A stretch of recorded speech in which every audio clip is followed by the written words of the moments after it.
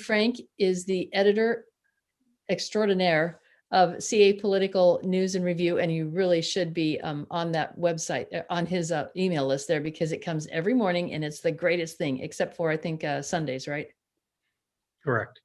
Anyway, with that, I will introduce Steve Frank and take it away. Thank you, Steve. Thank you, Wendy. It's always good to be here on the first Friday of every month. I give a update on what's going on in Sacramento and the policies and the hypocrisies of the state. The biggest news in the last couple of weeks is that the governor and the legislature, without negotiating with the unions, have come up with a plan in which they're going to, quote unquote, open up the schools. Now, that sounds very good, but your definition of open and government's definition are two different things. For instance, in Ventura County, we have a school district called Oak Park. And Oak Park has K through 12 schools. They have totally opened, they claimed, last Monday, except for the fact that it's only K through 5 that's open. And instead of 5 days a week education for the kids K through 5, it's only 2 days a week, 5 hours a day. That's what they call opening the schools. Fresno, on the other hand, figured it out. They took $8 million and they bribed the union to agree to abide by the contract that they're supposed to teach in a classroom. Imagine having to bribe somebody to adhere to a contract. And that's what the Fresno people did. In total, Governor Newsom and the Democrats created a slush fund of $2 million in which to give to local school districts to bribe unions in order to open the schools. LA Unified Teachers Union, UTLA, still hasn't decided what their price is, and the LA Unified schools, with 600,000 kids, continue to stay closed and will probably stay closed at least until the summer or not, or after.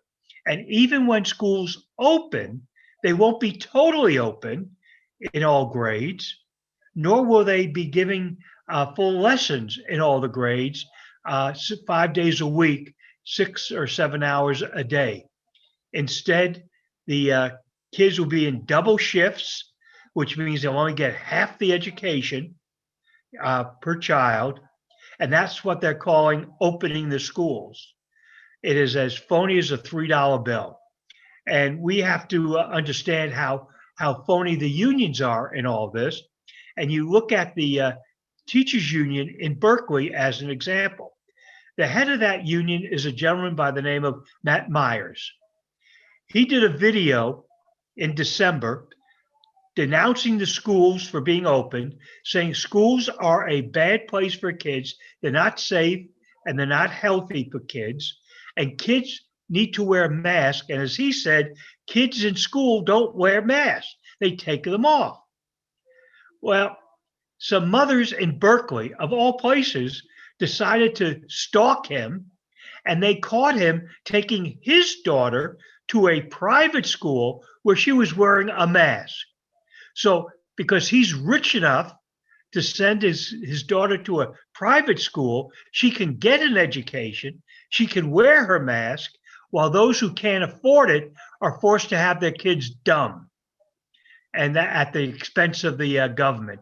But the teachers in Berkeley are still getting paid a full amount of their salary and benefits, while they are not teaching in that district, other than a couple hours a day, with most of the kids turning off.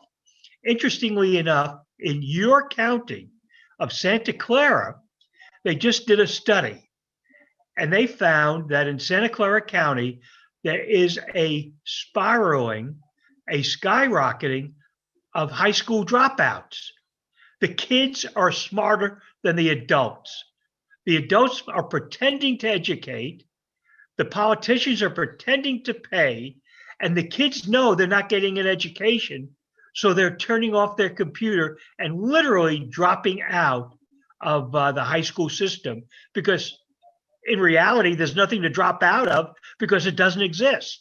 And the kids are more honest about the facts than are the adults in Santa Clara County, your county. And so you're going to wonder in the future, how come so many kids are not getting an education? It's because of the adults tolerating the teachers union and the politicians without the data, knowing that schools are the healthiest and the safest place for the kids, while at the same time, by keeping them out, suicides are spiraling, drug use is spiraling, overdoses is spiraling, and we have the adults saying, well, we don't know what to do about it. Yes, you do. Open the schools. And in a little while, I'll get to how you open the schools, as going to be done in San Francisco and La Mesa and some other places around the state. And so the first issue is the phony school opening. The fact that $2 billion of your money is going to be used to bribe unions to go back into the classroom. And even that is not enough. The second issue I'd like to bring to your attention, as you know, this is the beginning of March, and we all have to face the horror of April 15th, which is Income Tax Day. But that's Income Tax Day for individuals. March 15th, 10 days from now, is the date that corporations, partnerships, LLCs, etc., need to provide their tax information and pay their taxes in 10 days. If you remember, at the beginning of this scamdemic, the state government and the federal government created loans, PPE loans, to small businesses and large businesses, in which they would be able to provide masks, provide social distancing, and other factors to make the workplace safer. True or not, they spent the money.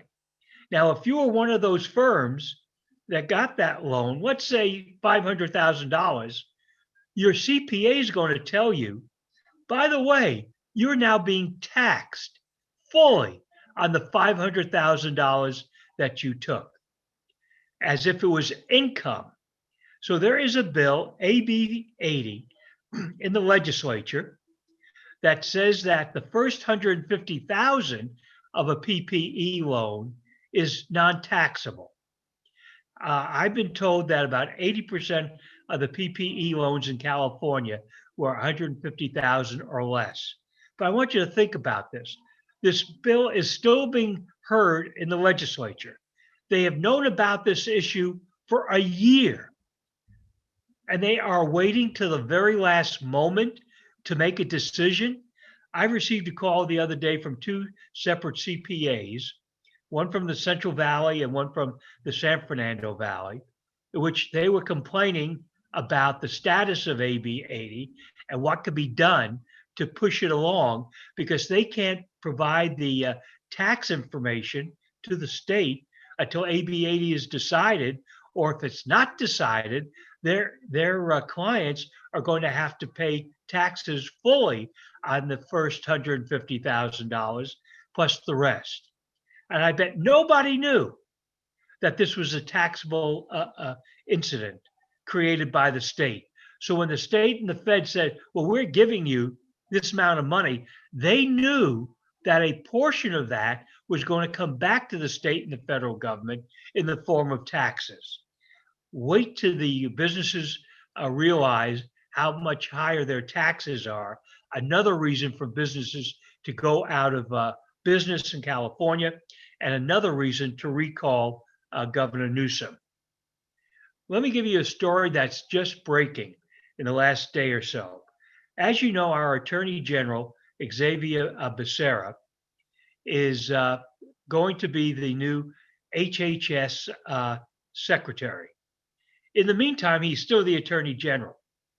You may remember a few years ago, the state legislature created a state agency to do research on gun violence.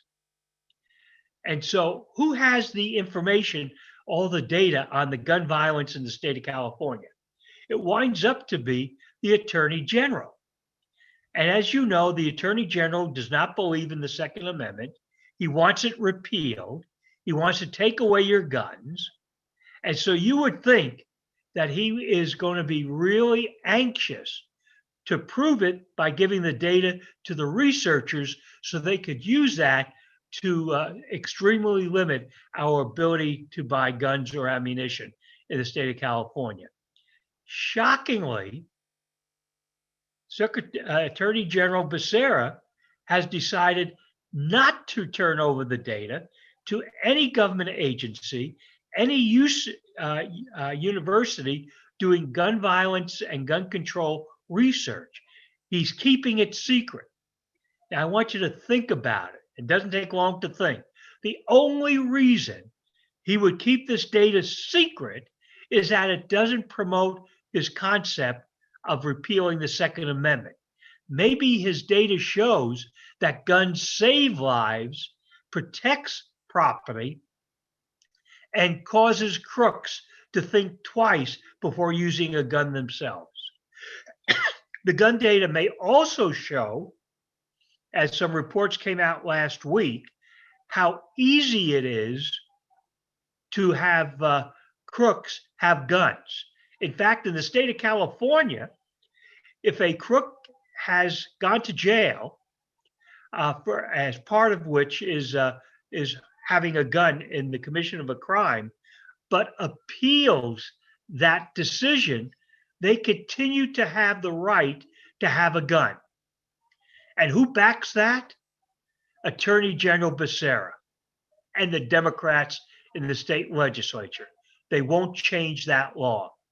So if you're worried about gun violence of the criminal class, you have to look at the Democrats who are protecting criminals, while at the same time, they're putting more criminals back on the street, or in the case of San Francisco DA Soros Bodine, or in the case of the LA DA Soros Gascon, that they are not even prosecuting people for gun crimes or other crimes.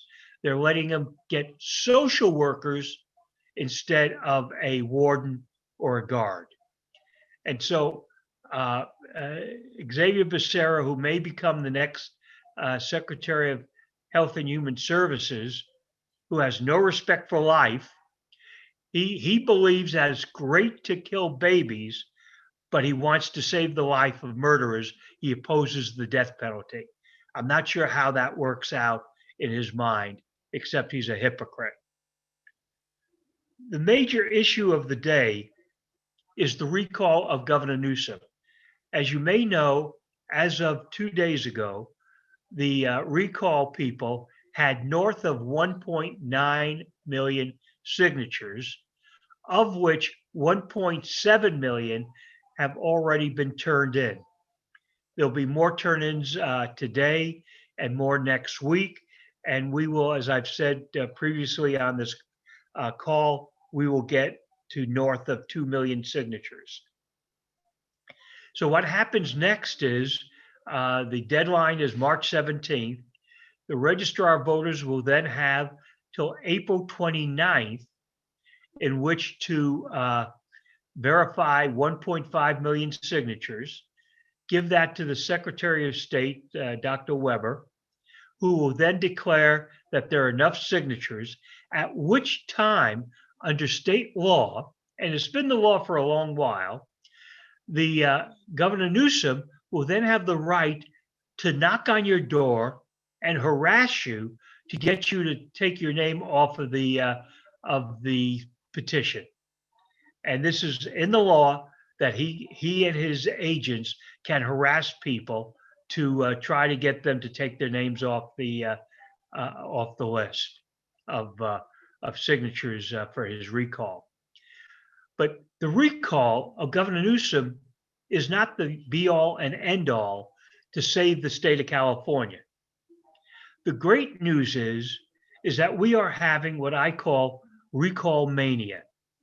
You may know that just north of you in San Francisco, parents have formed a committee to recall 3 members of the school board for the crime of refusing to open up the schools.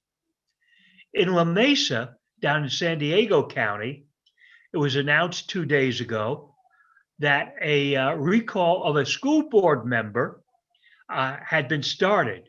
And what caused them to recall the school board member?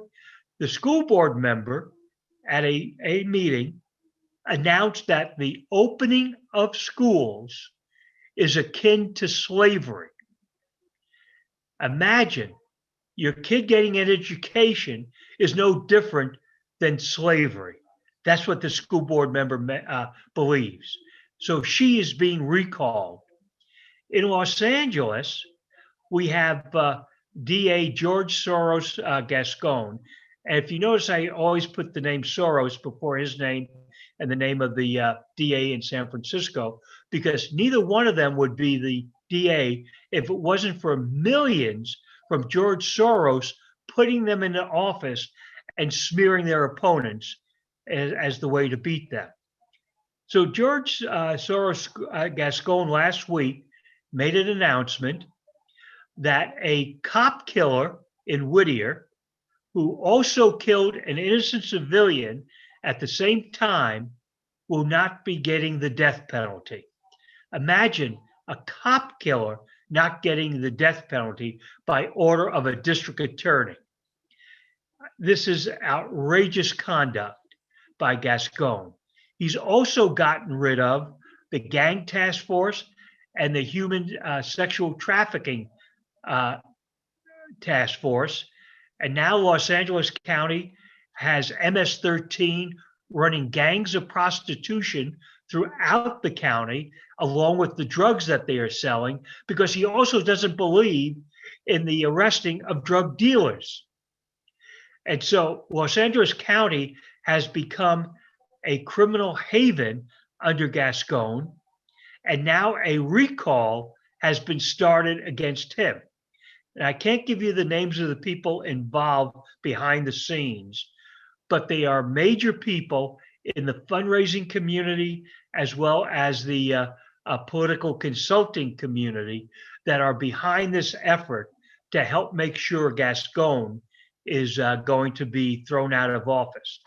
The important thing about Gascon, somebody asked me, well, where do you raise money in LA County to get rid of him? There's not that much money in LA County because it's such a Democrat county. And the answer is you don't. But there are people, there are law enforcement agencies from throughout the country. There are people concerned about Soros taking over district attorneys' offices throughout the country that will put in millions of dollars to defeat Gascon in a recall, just so they don't have to face a Gascon type candidate in their community. And so I think it's going to be well funded, it'll be well organized, and it will be based on victims of Gascon. And the leading proponents of this are going to be his own assistant district attorneys, who he has denounced and determined that they're not allowed to do their job. The worst part of Gascon, he's put in charge of the liaison between the district attorney's office and the sheriff's department of LA County and the police departments throughout LA County, a woman who has stated that police are killers. She does not trust the police. She doesn't like them. And she's going to be the liaison to the police and the sheriff's department. It's obvious that there's going to be a lot of effort by law enforcement to get rid of Gascon, because this lady is merely a moderate among them. So that will give you some ideas as to what's going on. And now for the fun stuff. As you may know, about a month ago, the governor of Iowa, Kim Reynolds, said that there's no more data showing that you need to wear a mask. And she claimed there maybe never was any data showing that masks worked. You may also know last April, excuse me, and my newsletter is going to have the story in the next couple of days, the Washington Post did an editorial making fun of people wearing masks because it doesn't work. So a few days ago, the governor of Texas decided to end the mask mandate, as well as totally, absolutely opening the state as if nothing had happened. And he just says to people, be safe. Restaurants are open, sporting events are open, schools are open. The state is a free state once again. Shortly after he made that statement, the governor of Mississippi, Governor Reed, said that the mask mandate is over with. And what was Governor Newsom's response to this? Well, he had two responses. First of all, he called the governor of Texas a Neanderthal. And second, and I know all of you are going to obey the new mandate of the governor, right? You all are, because now he wants you to double mask. One mask isn't enough, even though it shows it's worthless. Now he wants you to put on two worthless masks. It's almost as if he was getting a kickback from the companies making the mask. Actually, the more he talks about Neanderthals opening up their states and people wearing double masks, it makes it much easier to, when the vote finally comes, to get rid of him. The guy is a rich, privileged dilettante who has no idea what he's talking about, who refuses to give out the data on which he bases his policies on. And so he's made the recall much easier, and every day he makes it easier. So last week he goes to Fresno with a racist comedian by the name of George Lopez. They go into a Mexican restaurant in which to promote the idea that Hispanics should take the vaccine. And what do? They have a bunch of tacos.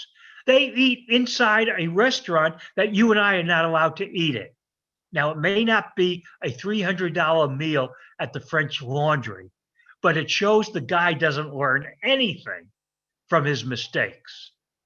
And so the good news is there was video of him inside the restaurant, video showing the food.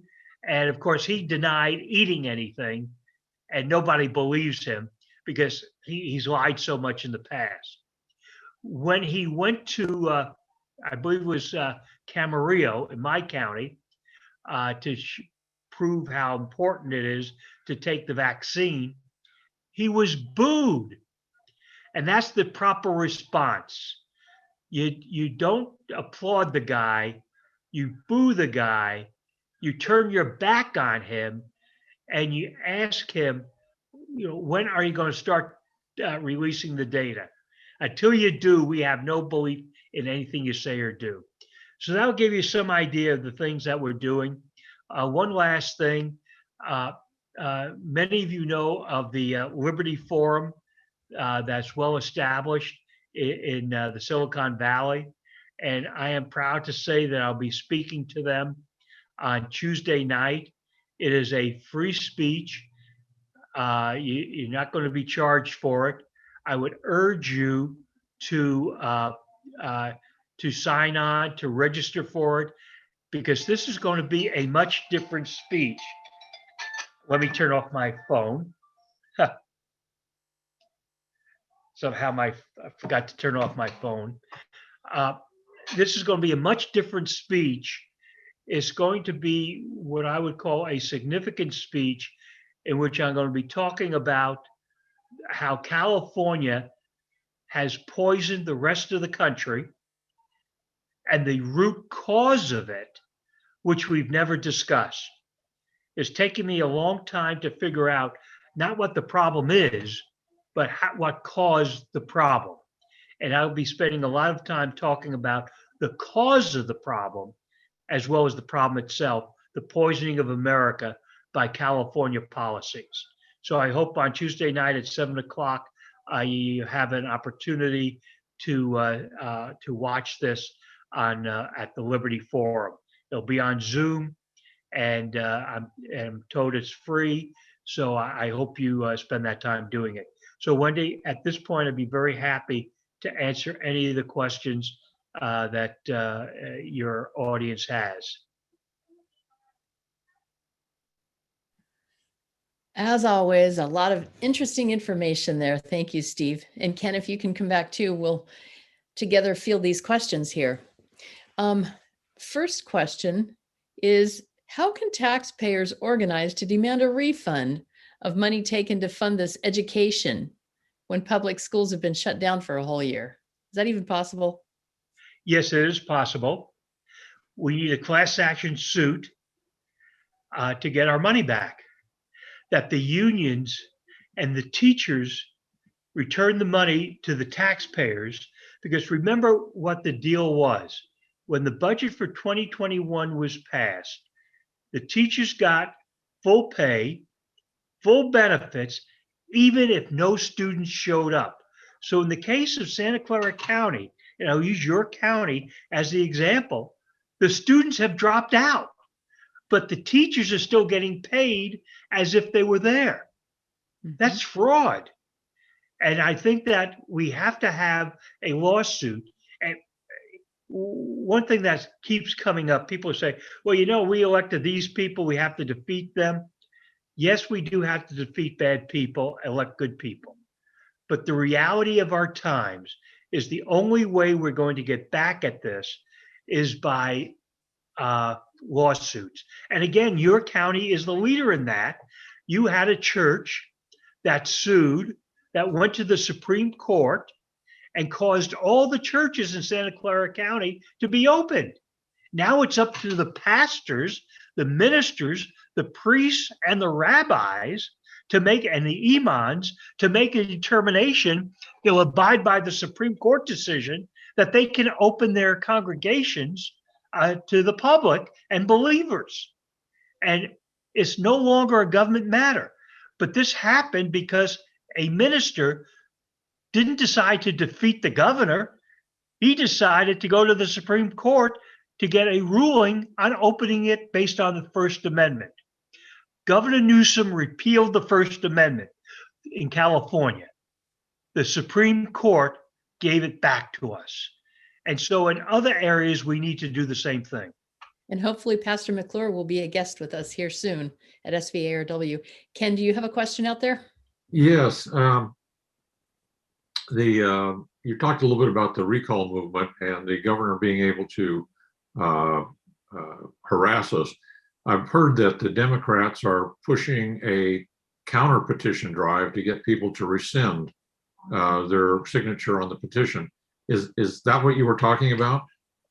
Yes, that's what I was talking about. Under the state law, the governor, the person being recalled, has the right to go to the people who have signed the recall petition to sign another petition to have their name removed from the recall petition.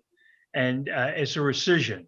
And that's exactly what I was talking about. The problem, of course, Ken, is that the way the Democrats do it, so Ken, hypothetically, you're a government employee and you signed it. You want to keep your job? Sign the rescission. Is it just that blatant? Oh. Why not? Yes, it is that blatant. So They are bullies. They are bullies.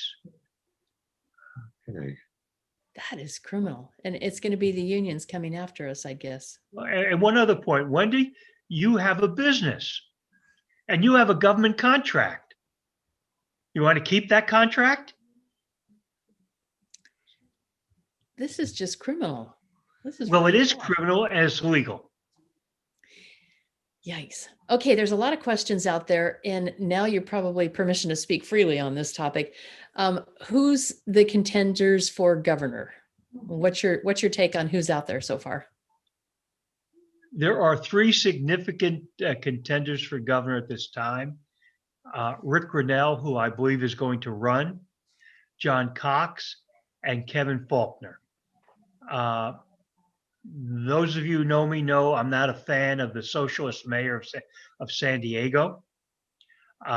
He is now deeply involved in a corruption case in which the documents have been withheld, and it's been proven that some of the documents that haven't been withheld have been misrepresented and misreported, as well as fixed, changed.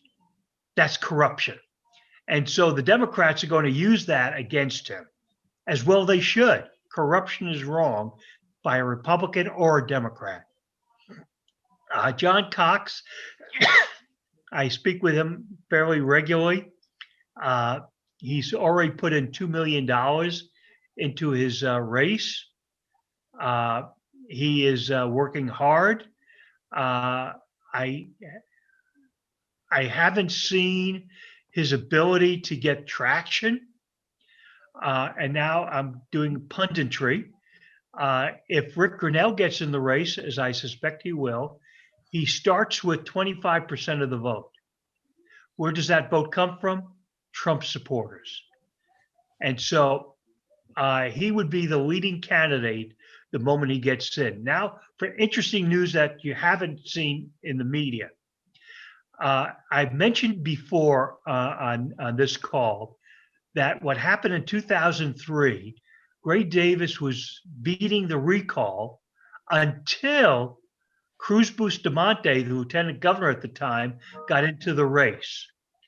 And he gave the Democrats, by doing that, permission to recall Gray Davis because, well, Cruz Bustamante, would be the new Democrat governor of the state, and the Democrats will still have one of their own in charge. So that's how the Gray Davis thing went out. Well, shockingly, about two and a half weeks ago, the lieutenant governor, Elena, I can't pronounce her last name. Her father's a multi-billionaire. He bought her the lieutenant governor's seat. She's been traveling around and talking privately to Democrat potential candidates, shaming them into not running, bullying them what will happen to them if they try to run. And why is she doing that? Well, she wants to wait the 8 years to become governor. She doesn't want to run now. And she knows that if she got into the race, it would guarantee a Republican would win, just as what happened in 2003. So the other way around is to stop anybody of significance, allowing a Republican to win the recall. Then in 12, 13, 14 months, in November 2022, she could run for governor against the Republican. And so that's what she's talking about. Wonder if Pop has enough money to make that happen. If who has it? If Yeah, Pop. he could put in $100 million without batting an eyelash. It'd be like you buying me a hamburger and not worrying about the cost. Wow. Ken, what do you have out there? You've talked about the recall of the DA and some of the school boards. Is there any suspected organized link between these different recalls, as there was the link with Soros to the people that he supports? No, absolutely none. Each one is absolutely separate. I will tell you, though, that when you read my newsletter, I talk about parents getting upset enough if they won't open the school, recall them all. And I've been talking to a bunch of parents throughout the state, separate from one another, who want to know the process of doing a recall. And I think we're going to see, that's why I call it recall mania. I think we're going to see a lot of recalls. And that's what it's going to take our government back. We need to put the fear of God into them, that if they do wrong, we're not going to defeat them at the polls. We're going to throw them out of office in a recall. Which is, to me, the only way that we're ever going to get, and I want to hear your take on this, election laws repealed. Do you think we could ever put together a citizen referendum using that signature collecting machine that's going right now to repeal our election laws? Right now, interestingly enough, the recall effort from the volunteers, if I was a betting person, never bought a lottery ticket, is going to be turned over sometime in April or May to the educational choice people to get educational choice on the November 2022 ballot. I've been in the middle of a lot of that. I'm not only the strategist for Recall Gavin 2020, I'm also the strategist for the Educational Choice Committee Foundation. And so I'm involved in all of that. And I believe we're going to see that as being the next thing. But you asked a specific question about election law. We have a real problem in that California election law is being nationalized by H.R. 1 in Congress, which has, among other things, everybody in the country gets a mail-in ballot, living or dead. Everyone is registered to vote on election day. And as we found out in California and Nevada, on election day in November of 2020, 3,500 people voted in California and then turned around and voted in Nevada on the same day. And that's just the beginning of the corruption. We know of 440,000 people who were dead or moved out of state who got live ballots in California. They want to legalize harvesting of ballots throughout the country, whereas 49 states make it illegal. Only California makes it legal, and they want to make it legal. 16-year-olds can vote, and they'll be registered to vote in the classroom. Imagine what the teachers are going to tell them how to register. So, and one other thing, as you know, there are a lot of districts where the Democrats don't have really good candidates. They don't have a lot of money, but they put up candidates anyway. Under this bill, for every dollar, if you collect $10,000, you will get $60,000 from the federal government, tax money to run.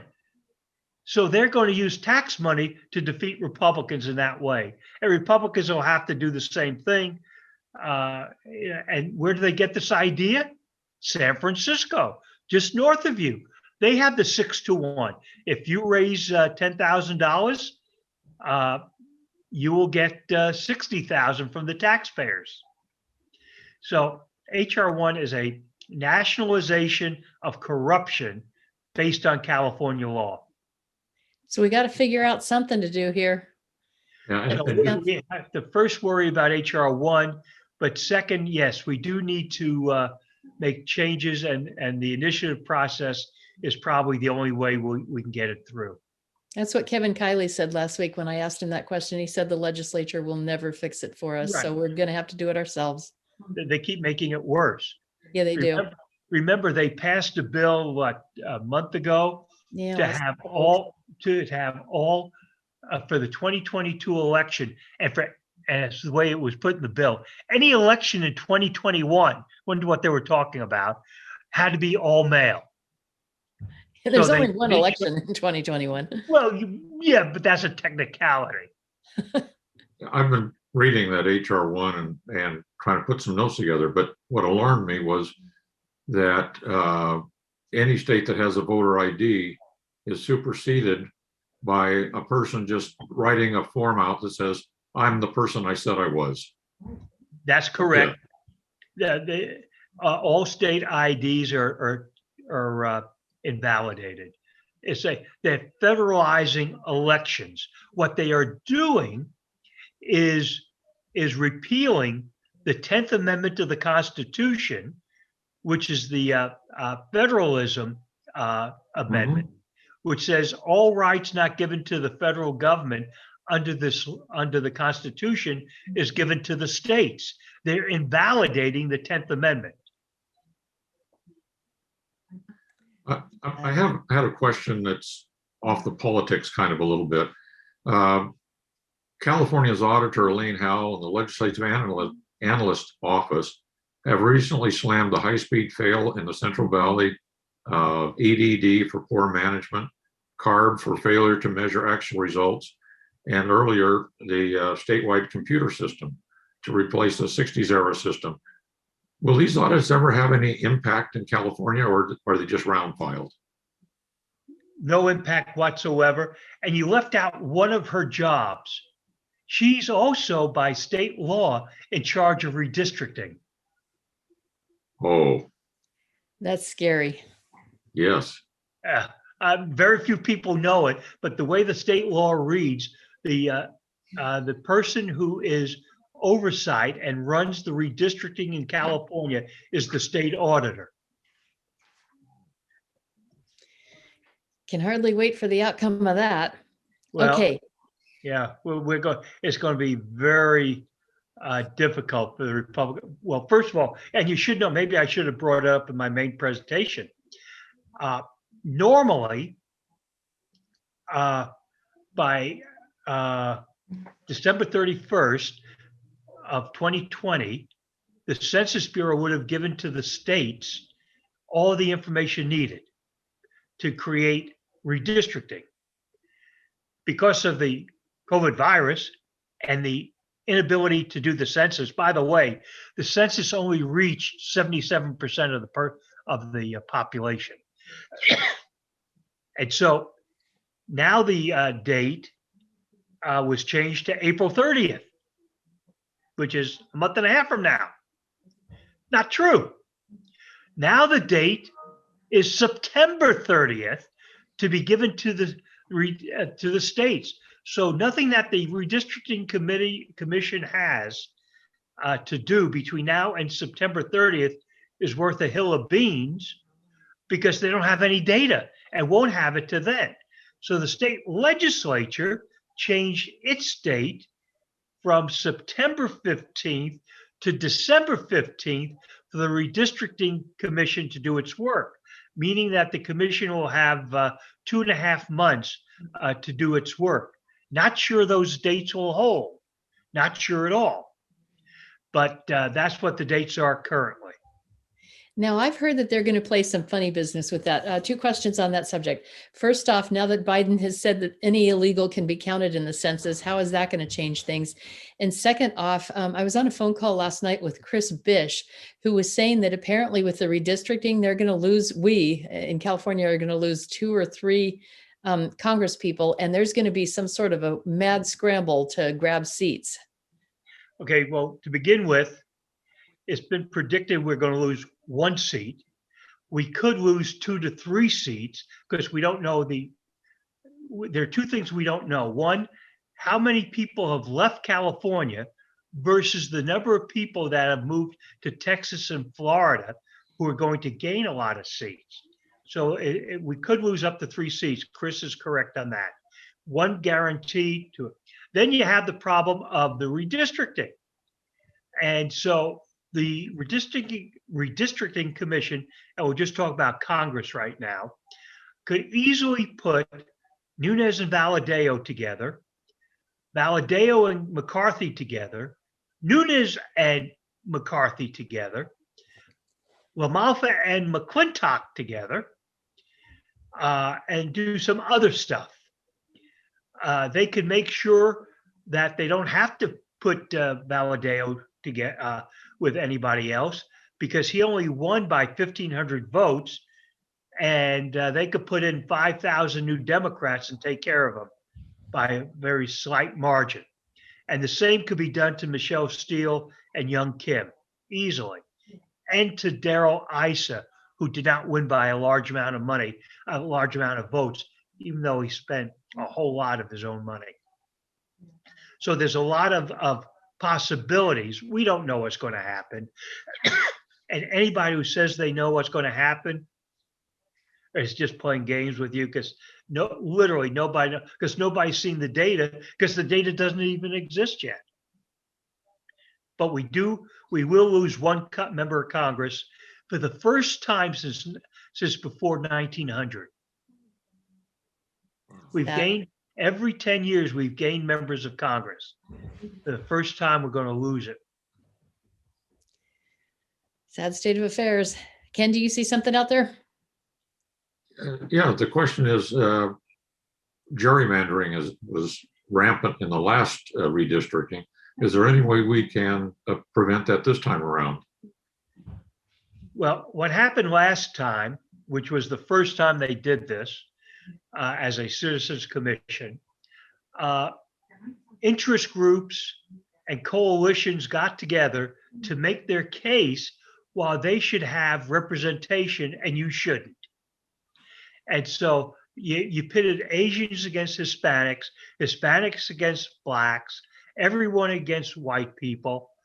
It was a racist bunch of hearings. Then you had economic interests, which were basically based on race mainly, doing it, lobbying. And all of it was done behind closed doors. Yes, you had public hearings, but let me tell you, the public hearings are a formality. It doesn't matter what you say, what brief you put in, it's what happens behind closed doors. That being said, the Republicans hired at that time a man by the name of Max Rexroad to do the database to help the Republicans. We saw how that worked out. And just a fact, the Republicans have again hired Matt Rexroad, who's a friend of mine from Yolo County. Excuse me. And he is again doing the data. I'm not sure there's anything that we could do to change the system, because what they did was, I'll give you an example. A friend of mine from San Diego got through to the finals to be appointed as a member of the commission. What got her thrown off? She admitted that she was a regular churchgoer. And that was what got her off. The last time, they had people who were registered Republicans who were really Democrat operatives who got on the commission. So the commission from the very foundation is based on Republicans, Democrats, MPPs, but the Republicans, as best we could tell this time, are not regular Republicans. They happen to be registered Republicans, and that's it. Interesting times ahead. Linda Hilson wants to know how long Newsom has to bully us. 30 days. 30 days from approximately May 1st or 2nd till for 30 days. From that, from the time the Secretary of State certifies the signatures, 1.5 million needed, the governor then has 30 days. Then Elena, or whatever her name is, decides when the election's going to be? No, the governor actually does. What? Newsom decides? One second. The law says he has to hold it within 60 to 80 days. Oh. So he doesn't have a lot of leeway in this. Okay. But he can't squirm out of this, can he? He could resign. Yeah, and then she takes over. I had read somewhere that that was a possibility. And I think that's a real possibility. Yeah. Ken, do you see something out there? Yeah, there was, I think it was Stella asked, said that she thought there was a restaurant lawsuit in Southern California to reopen. And was there any update on how that's going? There are several of those, one in the San Fernando Valley, still in court. One in Orange County, I forget the city, that was won by the restaurant. Some in San Diego Restaurant Association created a lawsuit with 30 or more restaurants, and that's still in the courts. But the whole idea is to keep this going, because once the decision is made and the governor continues to refuse to give the data, it sets up a lawsuit for damages from the restaurants to the state of California. So the importance of these lawsuits is to set up the damages portion. Ah. Interesting. Okay, we keep switching topics on you here, but you feel this amazingly well. This is great. Thank you. This one's about U.S. senators not being able to finish their terms. And you put an article out a couple days ago about some cynical guy talking about why the recall now, and it was something about to replace Di-Fi. Any words on that? I put that in. I've gotten a lot of hate mail because I put that article in from friends. And the idea that I had when I saw the article was these people don't get it. They think it has to do with Di-Fi. They thought it literally, the guy who wrote it, if you read the article, thought the recall started with the French Laundry, when we all know the recall started last May. Mm-hmm. So it had nothing to do with the French Laundry. Yeah, we are talking about it now, but that wasn't why we did the recall. And so the point of the article was to say the Democrats don't understand the anger of the people of California toward the governor, and they're trying to find all these weird excuses. And I looked at that article and I laughed and I said, I have to show it to my readers to show how off base the Democrats are. And in my prologue, I talked about how off base they were, and several of my friends said, "Well, Steve, I didn't read the prologue. I just read the story. Why would you put such a thing in there?" I said, "Read the prologue." That was good. So, that was the best part. Yeah, that was the explanation. The reason I do a prologue in my newsletter is to explain what the story is about, where it's right, where it's wrong, and sometimes the historical perspective on why the article had to be written. Okay. Whoever's asking this question, it says owner. I'm not sure who that is, but they say, add to my question about the governor, also appointing new federal representatives in Congress and how that works. Because Di-Fi is not the only, octogenarian out there. Pelosi's getting close. And the governor only gets to appoint a member of the U.S. Senate. If a member of Congress leaves, it becomes automatically a special election to replace. So the governor does not appoint members of Congress, just members of the Senate. Okay. Oh, interesting. See, this guy knows everything about politics. Ken, what do you have? It only took me 60 years to learn this. And we love it. Ken, what do you have? Well, there was a question that a little bit earlier that said, if the kids aren't getting educated, is there any way to get a refund on our taxes that go to the schools? Right. No. No, the legislature has taken care of the legalities of the schools. You literally have to, but I would ask the question be rephrased. Can you sue the schools for not teaching? That you should do as a class action on behalf of the children. Sure. Yeah, which is great. That would be a really good thing to do. And the state law says that school districts have to teach a certain number of hours a week to the kids. Almost none of the school districts are doing that. And the lawsuit would be based on their failure to follow state law. But Okay. didn't when this whole thing got started a year ago, the governor got allocated money to the teachers whether they taught or not? Correct. That was in the budget of 2021 from July 1st, 2020 to June 30th, 2021. That was put into the budget. Okay. Wow. So, but that didn't invalidate the state law that says a certain number of hours per week have to be taught to the kids. Interesting. Okay, the boss is going to be back here shortly to close the meeting, but I have one last question. There's a whole slew of questions here about what's the future of CAGOP? There is a lot of anger about what happened, and there's so much going on behind the scenes with that. And what's your take on all this? You may have seen earlier this week something that the CAGOP knew weeks ago. It's being sued for racism. That they allegedly mistreated a Black employee. And there's a major story behind that. And there's other charges that could be made of the state party on sexism, not doing the proper thing.